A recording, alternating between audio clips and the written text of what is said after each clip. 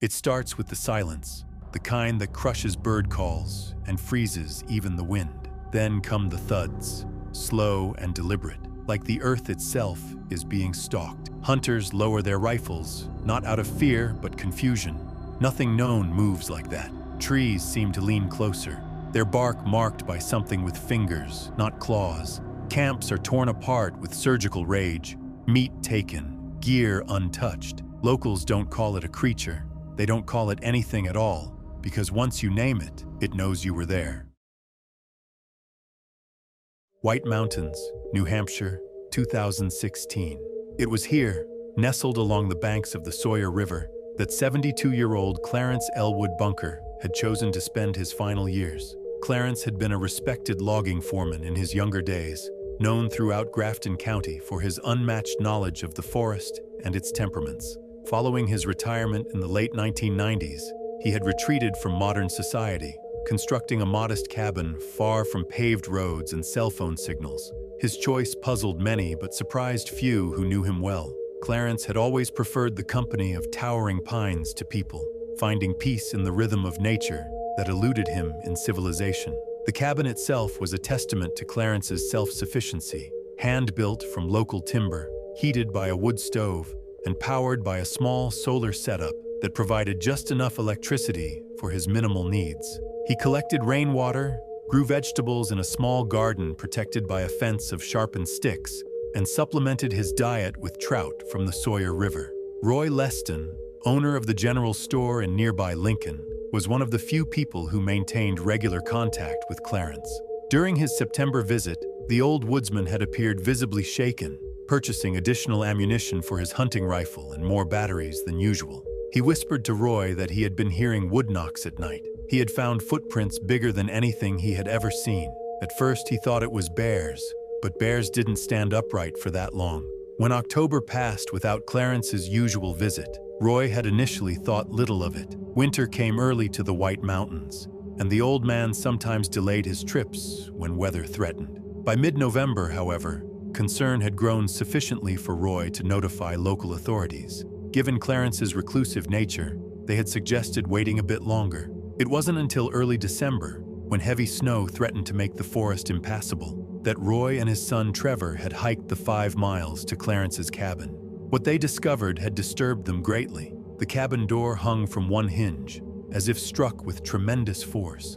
Inside, furniture lay overturned, with deep claw marks gouged into the wooden walls. Clarence's few valuables remained untouched. Most telling was the absence of his rifle, suggesting he had tried to defend himself. Outside, enormous tracks led from the cabin toward the river. Tracks Trevor swore were bipedal, but measured nearly 16 inches in length. The pine trees surrounding the clearing showed broken branches 8 feet above the ground, as if something large had pushed through in pursuit. At the riverbank, they found signs of a violent struggle, broken saplings, disturbed earth, and most ominously, Clarence's trademark red cap snagged on a branch, stained with what laboratory tests later confirmed was human blood. New Hampshire State Police conducted a thorough investigation, with search and rescue teams combing the river for miles downstream. 10 days after the initial report, they discovered Clarence's body trapped against a fallen tree nearly 10 miles from his cabin. The official report cited accidental drowning as the cause of death, noting the body showed signs of blunt force trauma consistent with being swept against rocks in the powerful current. Yet inconsistencies troubled those who knew the area well. The river had been unusually low that autumn. Clarence, despite his age, had been remarkably spry and intimately familiar with every treacherous spot along his fishing routes. The medical examiner's private notes, never included in the official report, mentioned unusual patterns of bruising that suggested Clarence had been gripped by something with tremendous strength before entering the water. Most puzzling was the tuft of coarse, dark hair found clutched in Clarence's right hand, hair that lab tests could not identify as belonging to any known animal species in the region. This evidence was catalogued, but mysteriously disappeared from the police station 3 days later. Autopsy findings, heavily redacted in the official report, revealed water in Clarence's lungs, but also severe crushing injuries to his throat and chest. The pathologist noted privately, that the pattern of bruising suggested enormous hands had held the old man underwater until he stopped struggling. Clarence's final moments appeared to have been violent, his last desperate act to tear at his attacker, securing that unidentifiable tuft of hair as evidence of what had taken him.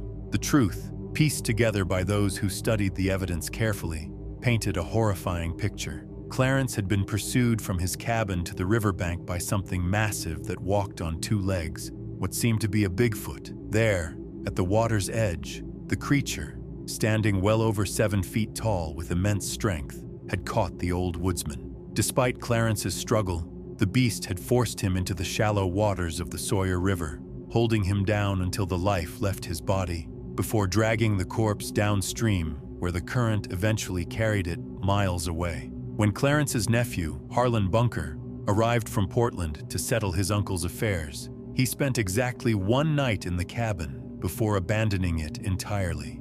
He departed at dawn, visibly pale, refusing to discuss his experiences there, but was overheard at Roy's store muttering about red eyes watching through the windows and breathing that shook the whole cabin.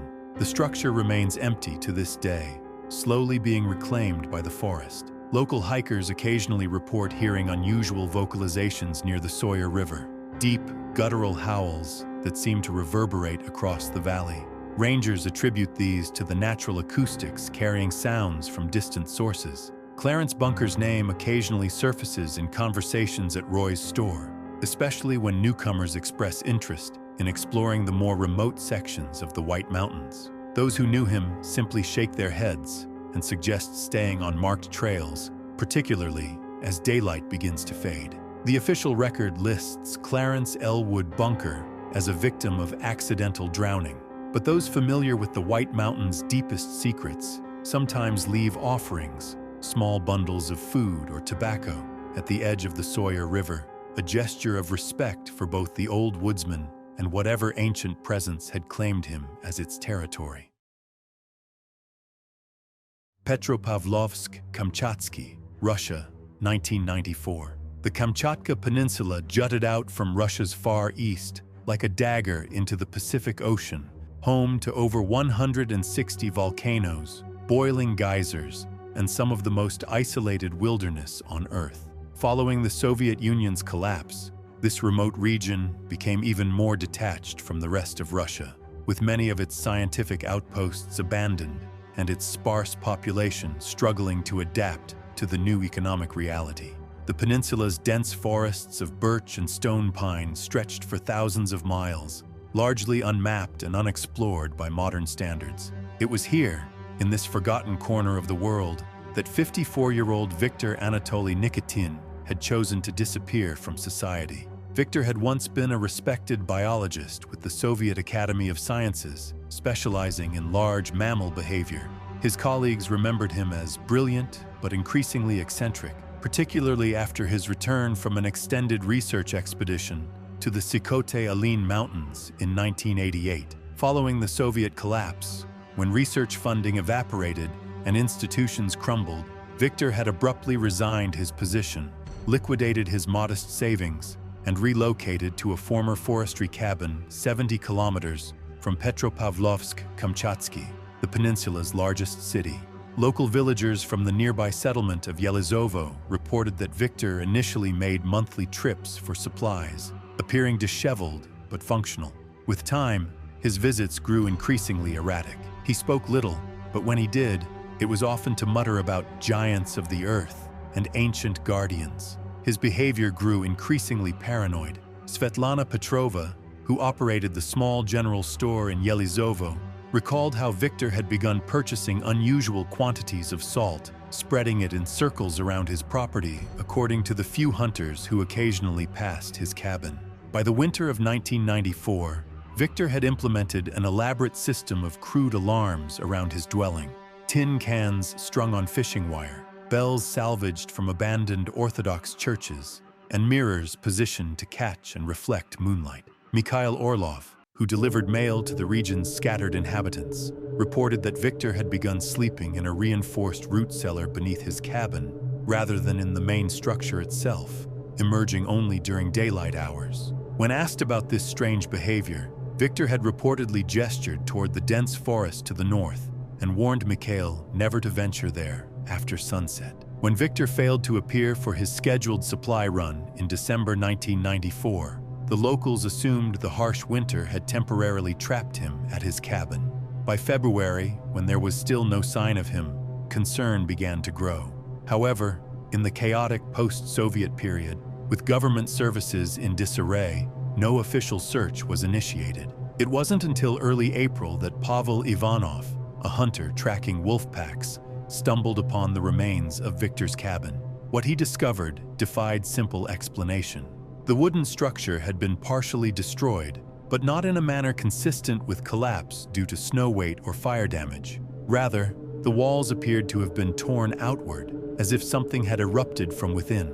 Blood, later confirmed to be human, had frozen in dark pools across the snow. Most disturbing were the tracks leading from the cabin toward the higher elevations of the nearby volcanic ridge. Pavel, a lifelong outdoorsman, insisted they resembled no animal prints he had ever encountered, describing them as human-like but massive, nearly twice the size of a man's foot. When regional authorities finally investigated in late April, they spent less than 3 hours at the site before declaring it a probable bear attack. Victor was officially listed as deceased, though his body was never recovered. The case file noted that brown bears in Kamchatka were known to reach enormous sizes and occasionally broke into cabins when emerging hungry from hibernation. This explanation satisfied the bureaucratic requirements, but did little to convince those familiar with the area.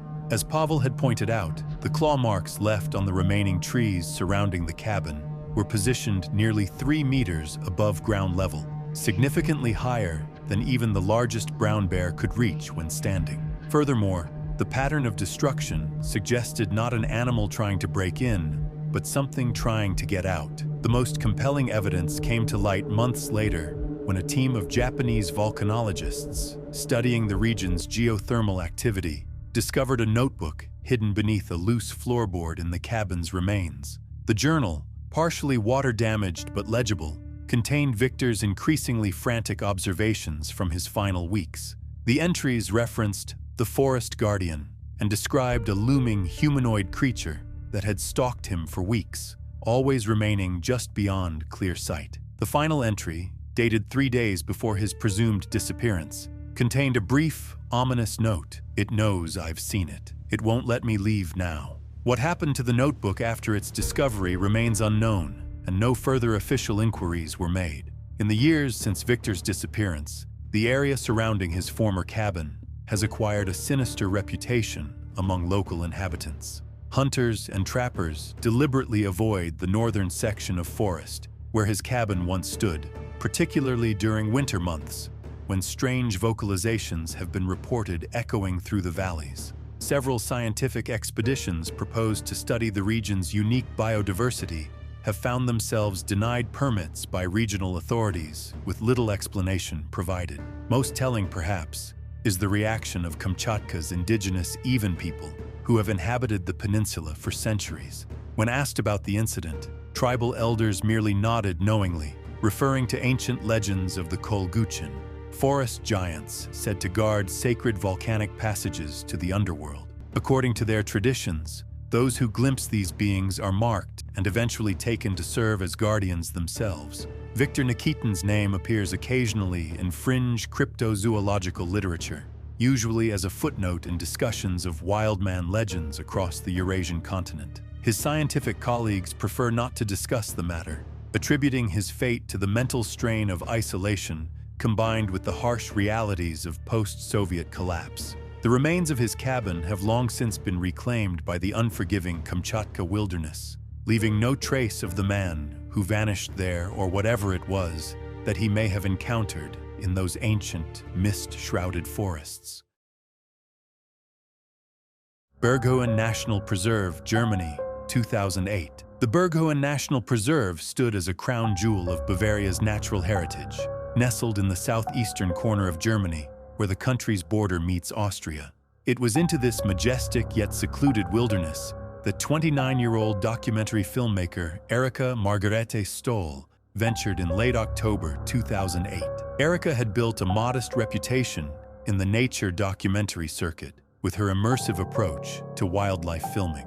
Her production company, Valdauga Films, specialized in capturing intimate footage of elusive European wildlife, and she had arrived in Bergsjön to shoot the final segment of her acclaimed series, Hidden Europe. The focus of this particular episode was to be the rare alpine ibex and nocturnal predators that roamed the park's higher elevations. For this project, she had assembled a small but experienced crew: sound technician Jonas Weiss, camera operator Lena Bauer, and field producer Marcus Holtz.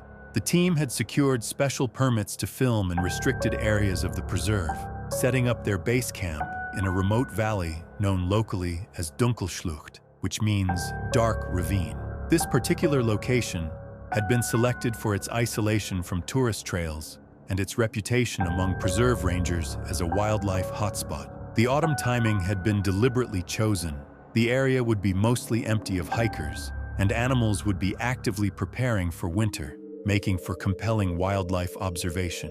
For the first 3 days, the expedition progressed without incident. The crew reported sightings of golden eagles soaring above the tree line, rare black salamanders creeping along forest floors, and even a brief glimpse of a lynx at dusk. According to later statements from Marcus Holtz, Erica had been particularly excited about observing nocturnal animal behavior that had rarely been documented in the region. On the 4th night, the temperature dropped unexpectedly, bringing an early alpine frost. The crew had gathered in the main tent when Jonas reported hearing something moving outside the perimeter of their camp.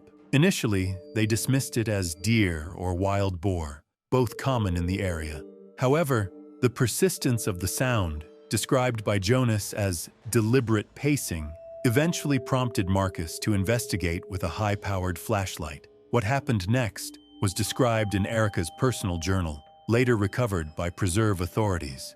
Marcus had spotted unusual lights moving between the trees approximately 70 meters from camp, too high to be held by a person of normal height and moving with a strange, swaying pattern, unlike typical headlamps worn by hikers. The lights appeared amber in color and seemed to hover between 2 and 3 meters above ground level.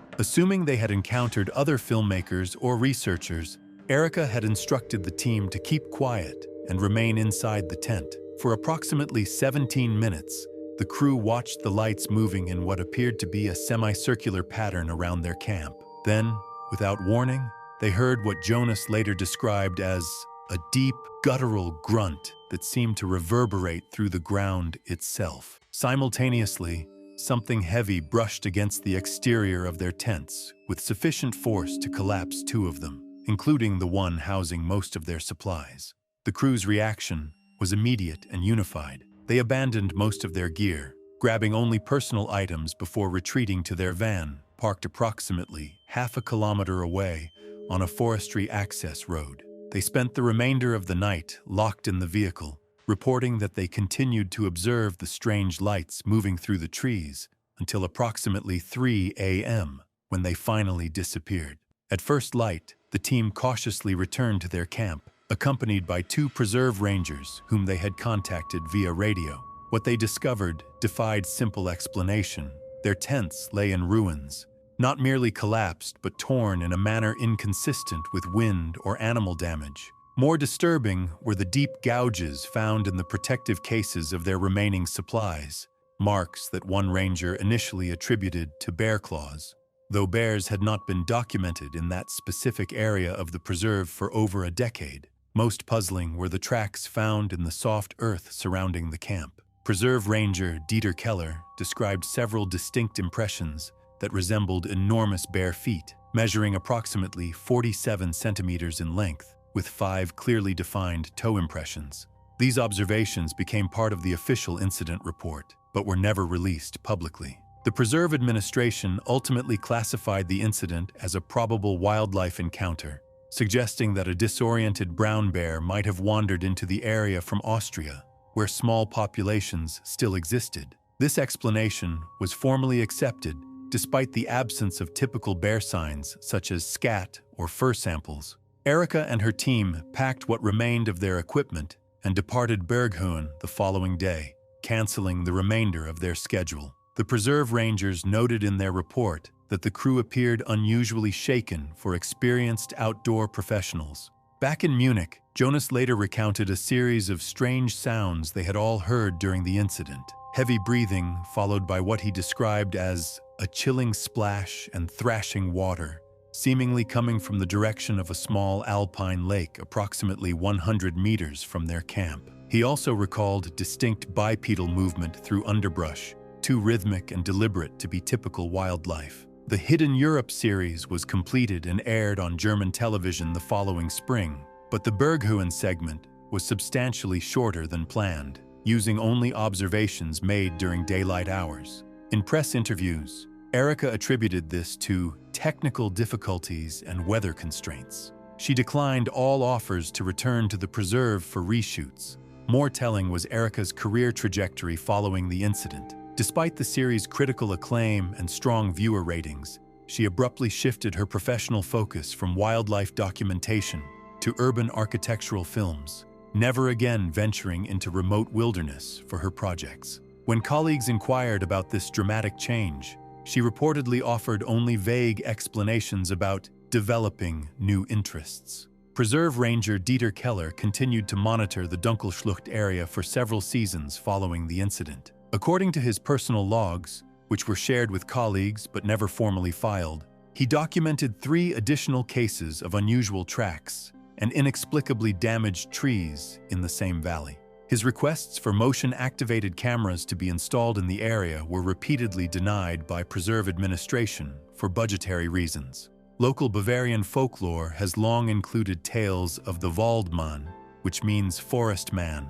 a towering, hairy being said to inhabit the most remote alpine valleys. These stories, once dismissed as medieval superstition, occasionally resurface among the older residents of villages bordering the preserve, particularly following unexplained livestock disturbances or unusual sounds echoing from the mountains at night. Erika Stoll never publicly connected her experience to these legends. However, when approached by a cryptozoology enthusiast at a film festival in 2011, she was overheard saying simply, "Some things in the old forests should remain undocumented." She has refused all interviews regarding the Berghoen incident since. Clackamas County, Oregon, 1981. Leonard Len Fitzgerald McCorkle had served as sheriff of Clackamas County for 27 years before his retirement in 1979. Throughout his career, he had developed a reputation for pragmatism and skepticism, particularly regarding the region's persistent rumors of Bigfoot sightings. Len had famously dismissed such reports as the product of overactive imaginations or deliberate hoaxes, often confronting self-proclaimed witnesses with uncomfortable questions about evidence and credibility. His standard response to new sighting reports had become something of a local catchphrase: "Show me tracks or show yourself out." Following his retirement at age 61, Len had purchased 15 acres of remote woodland, approximately 18 miles from the nearest town. The property featured a small but sturdy cabin overlooking a secluded bend in the Clackamas River. His closest neighbor, Franklin Wheeler, lived nearly 2 miles downstream. According to Franklin, Len had seemed perfectly content with his isolation, spending his days fishing, maintaining his property, and occasionally entertaining visits from former colleagues. The retired sheriff's carefully structured life of solitude came to an abrupt end in early May 1981. His niece, Colleen Patricia McCorkle, had arrived for her scheduled monthly visit only to find the cabin in disarray. According to her statement to investigating officers, nothing appeared stolen. Len's wallet and watch remained on his bedside table, and the small safe containing his service revolver was untouched. Most puzzling was the discovery of Len's shotgun propped against the porch railing, something the methodical former lawman would never have allowed. The subsequent search operation involved 12 county deputies, several with tracking dogs, and numerous volunteers from surrounding communities. Despite the extensive effort, nearly 48 hours passed before searchers made their grim discovery approximately 2 miles downriver from Len's property. The former sheriff's body had become lodged in a tangle of fallen timber at a narrow bend in the Clackamas. Medical examiner Dr. Howard Preston initially determined the cause of death to be drowning, noting significant bruising consistent with a body being swept through rocky rapids. What should have been a straightforward accidental death investigation grew more complex during the autopsy. Dr. Preston documented unusual bruising patterns inconsistent with river trauma, specifically massive contusions across Len's upper back and shoulders that appeared to have occurred before he entered the water. Additionally, the pathologist noted what seemed to be finger-shaped bruises on the victim's arms, though the size and spacing suggested hands far larger than anatomically normal for humans. These inconsistencies might have prompted further investigation had Len been anyone other than a respected former sheriff. Instead, the county coroner officially ruled the death accidental drowning, suggesting that Len had likely fallen from a steep embankment while fishing, struck his head on rocks, and been swept downstream by the spring-swollen river. Colleen McCorkle refused to accept this explanation. She pointed to her uncle's intimate knowledge of the river and his lifetime of outdoor experience as evidence against such a careless accident. More troubling was her discovery during the cleanup of Len's property, a journal containing entries from the weeks before his death. The final pages described increasingly frequent disturbances around his property, strange vocalizations at night, rocks thrown against his cabin's roof, and large shadows moving between trees at dusk. The most compelling evidence supporting Colleen's suspicions came from Franklin Wheeler, who had assisted with the search. While examining the riverbank near where Len's body was discovered, Franklin had found something inexplicable: a fence post from Len's property, uprooted completely and driven nearly 3 feet into the muddy riverbed like a marker. The post had been installed just weeks earlier as part of a garden fence and would have required tremendous strength to extract from its concrete footing. When Franklin reported this finding to the search coordinator, it was dismissed as unrelated debris carried by the current. Despite Colleen's formal request to reopen the investigation, county officials maintained their conclusion of accidental death. Their reluctance to pursue alternative theories increased when Department of Fish and Wildlife officers reported finding large bear tracks near Len's property, suggesting a potential wildlife encounter. Though black bears rarely attack humans in the region, the explanation provided sufficient closure for all except those closest to the case. In the months following Len's death, residents reported unusual activity throughout that section of forest. Franklin Wheeler's German Shepherd disappeared from his yard one night in late June. Hikers along the nearby Pacific Crest Trail described feeling watched by unseen observers. Most notable was the account from Marcus Jenkins, Len's former deputy, who had helped clear out the cabin after the funeral. Jenkins reported seeing a massive silhouette standing motionless on the opposite riverbank at dusk, too tall and broad-shouldered to be human, yet standing upright in a distinctly non-ursine posture. When he raised his flashlight, the figure had retreated into the trees with surprising speed and silence. Jenkins never returned to the property after that evening. When pressed about his experience by curious colleagues, he would only say that he finally understood why Len's final journal entries had mentioned sleeping with his shotgun beside his bed. The retired sheriff, who had spent decades dismissing Bigfoot sightings, had perhaps encountered something that fundamentally changed his perspective, though he hadn't lived long enough to document what that might have been. Today, Len McCorkle's former property remains unoccupied. The cabin eventually collapsed from neglect, its foundation now barely visible beneath encroaching vegetation. Local fishing guides avoid that particular bend in the Clackamas River, despite its reputation for exceptional steelhead runs. They never explicitly warn clients about anything supernatural, merely mentioning offhand that the currents there can be unpredictable and dangerous, especially around dusk.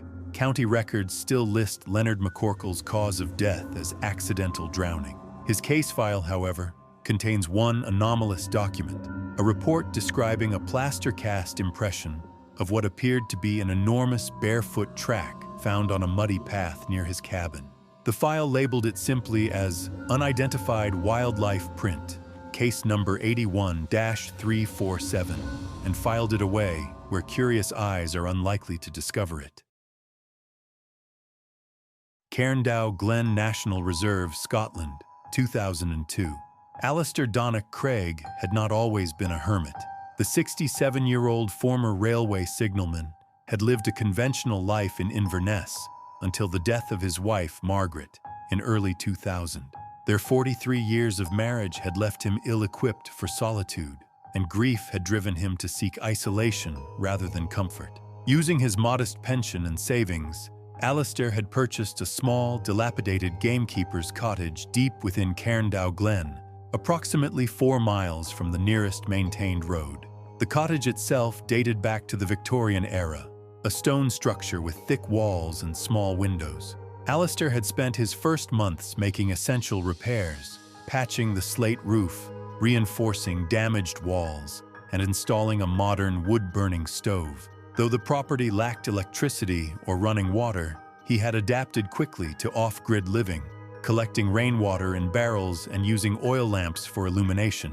His only concession to modern convenience was a battery-powered radio that provided his sole connection to the outside world. Moira Sutherland, who operated the small general store in the nearby village of Nethy Bridge, had been one of the few people to maintain regular contact with Alistair. According to her later statements, he would appear every 6 to 8 weeks to purchase necessities: tea, flour, paraffin for his lamps, and occasionally newspapers that he would read cover to cover before leaving. Though never particularly talkative, she had noted that Alistair always appeared reasonably well kept and lucid, showing none of the signs of mental deterioration one might expect from someone living in such isolation. By early 2002, the locals had grown accustomed to Alistair's irregular appearances in the village. He had established a reputation as eccentric but harmless, occasionally sharing knowledge of edible mushrooms or medicinal plants with interested residents. Several reported that he seemed to be finding peace in his solitude, even smiling occasionally when discussing the wildlife he encountered around his cottage. His disappearance might have gone unnoticed for months had it not been for Moira's meticulous attention to her customers' habits. When Alistair failed to appear for nearly 4 months, well beyond his longest previous absence, she had mentioned her concerns to her 20-year-old son, Callum. Perhaps seeking adventure as much as reassurance, Callum had volunteered to hike to the cottage to check on the old man's welfare. What the young man discovered there defied simple explanation. According to his breathless report upon returning to the village, Alistair's cottage appeared undamaged from the outside, with smoke still rising from the chimney, indicating a recently tended fire. The door had stood slightly ajar, with no signs of forced entry. Inside, Alistair's few possessions remained undisturbed. His clothing still hung on pegs, food supplies sat neatly on shelves, and his prized pocket watch lay on the small table beside his bed. Most disturbing were the conditions surrounding the cottage. Callum described massive gouges in the earth around the perimeter, as if something incredibly heavy had circled the structure repeatedly. More ominously, he had found scattered deer bones that appeared freshly cleaned of flesh, arranged in patterns he described as deliberate but meaningless. These had not been present during his previous visit several months earlier, when he had delivered firewood at his mother's request. Local Constable Ian McPherson had responded to the report with appropriate skepticism. A 20-year veteran of the Highland Police Force, he approached the scene expecting to find evidence of either wildlife activity or perhaps a tragic medical emergency that had befallen the elderly resident. Instead, he encountered a mystery that would remain officially unresolved. In his subsequent report, Constable McPherson documented the scene with professional detachment. The cottage interior showed no signs of struggle or violence. Alistair's bed had been neatly made, suggesting he had not been taken during the night. A half-written letter to his brother in Edinburgh lay on the table, breaking off mid-sentence with no indication of disturbance. Outside, McPherson confirmed the unusual ground disturbances, noting they resembled no known pattern of wildlife behavior he had encountered in his years of service. Most significant were the footprints discovered along the muddy bank of a small stream, approximately 50 meters from the cottage. McPherson's report described them as apparently human in shape, but of impossible dimensions, measuring approximately 20 inches in length. What might have served as physical evidence was unfortunately lost, when heavy rain swept through the area the following day. The official investigation concluded with a notation of missing person presumed deceased on Alistair's file. With no signs of foul play and considering the wilderness location, authorities suggested he had likely become disoriented during a walk and succumbed to exposure in the vast surrounding forest. Search efforts continued sporadically for several weeks, but yielded no further clues to his fate. What the official report omitted was the discovery made by Callum Sutherland when he returned to the cottage to collect some of Alistair's personal effects for his brother. Hidden beneath a loose floorboard beneath the bed, he had found a leather-bound journal containing the old man's private thoughts and observations. The final entries described a growing awareness of being watched by something in the forest, something that left broken branches at impossible heights, and occasionally made sounds that Alistair described as almost words, but spoken by a mouth not meant for human speech. Most disturbing was his account of a towering humanoid figure partially obscured by foliage. Alistair described it as having moss for skin and eyes like black water. The final entry, dated just 3 days before Callum's discovery of the empty cottage, contained only 5 words. "It knows, I see it." In the years following Alistair's disappearance, the cottage remained unoccupied. His brother inherited the property, but made no attempt to sell or maintain it.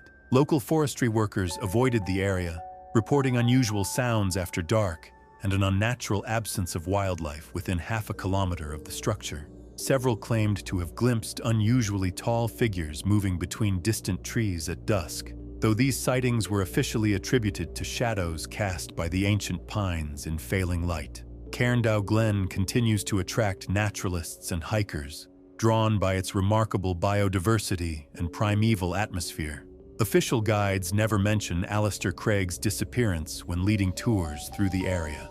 They do, however, quietly enforce a strict policy against venturing off marked paths.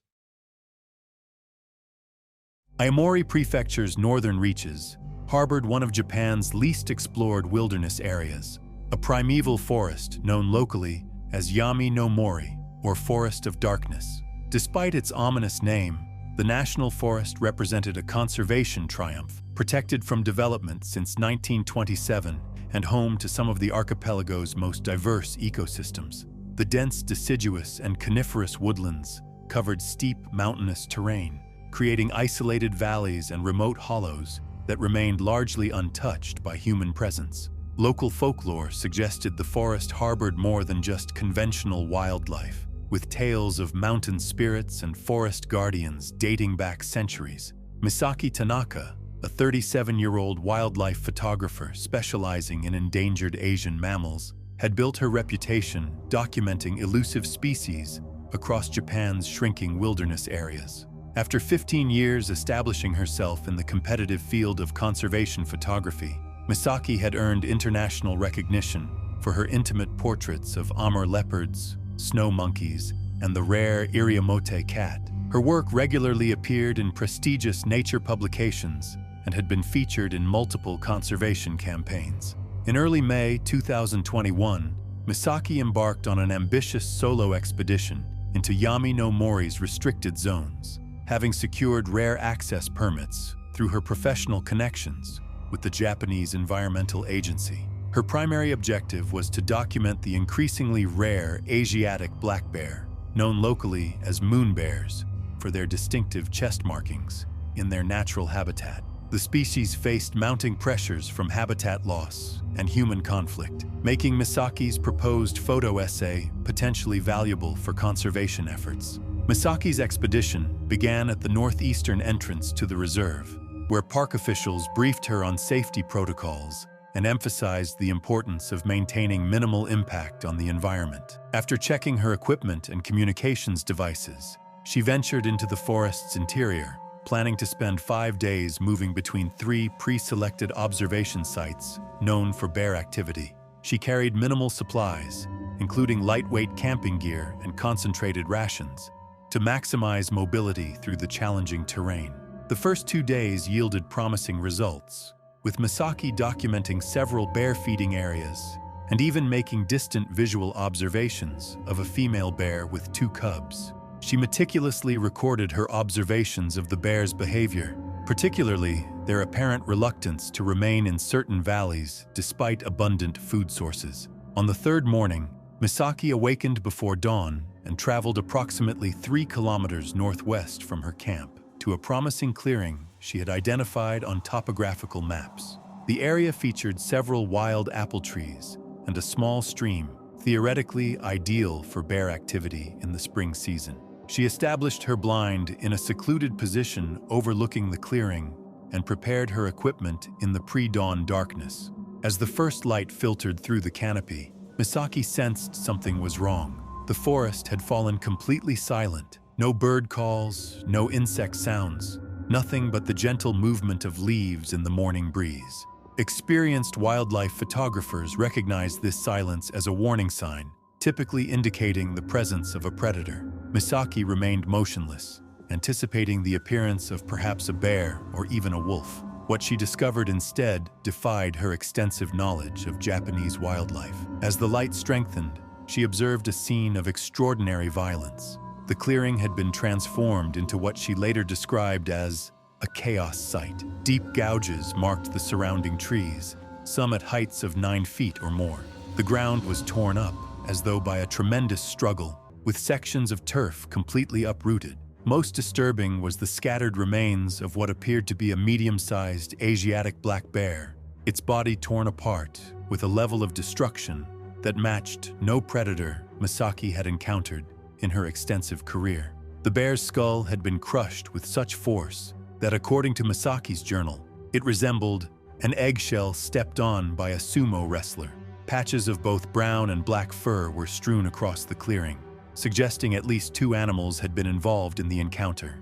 Most puzzling were the footprints, some clearly belonging to the bear, but others disturbingly different. These unknown tracks were bipedal, approximately 15 inches in length, with 5 distinct toe impressions and a pronounced arch that suggested a creature of substantial weight. With her professional instincts overriding her growing unease, Misaki spent 47 minutes documenting the scene. She made observations from multiple angles and made careful measurements of the tracks and claw marks. She noted that the claw marks on the trees formed a consistent pattern at approximately 2.7 meters above ground level, far higher than even a large bear could reach when standing. As the morning progressed, Misaki reported feeling increasingly watched. A series of cracking sounds from the surrounding forest prompted her to abandon her documentation and retreat toward the main trail. Before leaving, she made one final observation: a blood-smeared tree trunk bearing parallel claw marks that extended upward beyond her field of view. Upon returning to the ranger station 2 days later, Misaki shared her findings with senior park warden Kenji Yamamoto. To her surprise, Yamamoto showed little shock at her discovery. After examining her findings in private, he simply stated, "You're not the first to find things like this here, just the first to talk about it openly." He explained that similar sites had been documented approximately every 16 months since the reserve's establishment, though these incidents had been consistently excluded from official reports. Yamamoto later emphasized the importance of not speculating about what might have caused the destruction, suggesting instead that she focus on the healthy bear population she had documented during the first days of her expedition.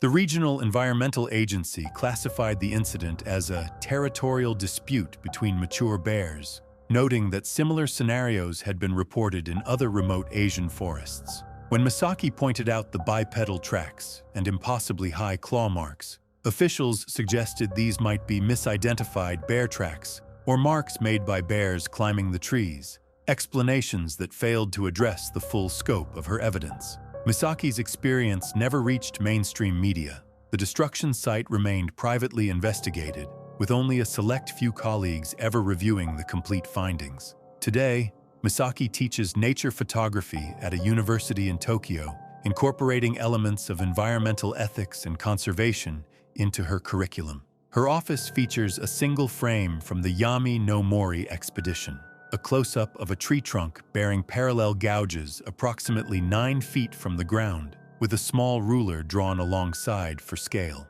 When asked about the image, she typically offers a simplified explanation about bear behavior, though colleagues have noted how her demeanor changes whenever the Aomori expedition is mentioned. The restricted northeastern quadrant of Yami no Mori remains closed to general visitors, with access permits granted only for specific scientific research. Official park literature describes this policy as necessary for wildlife protection and habitat.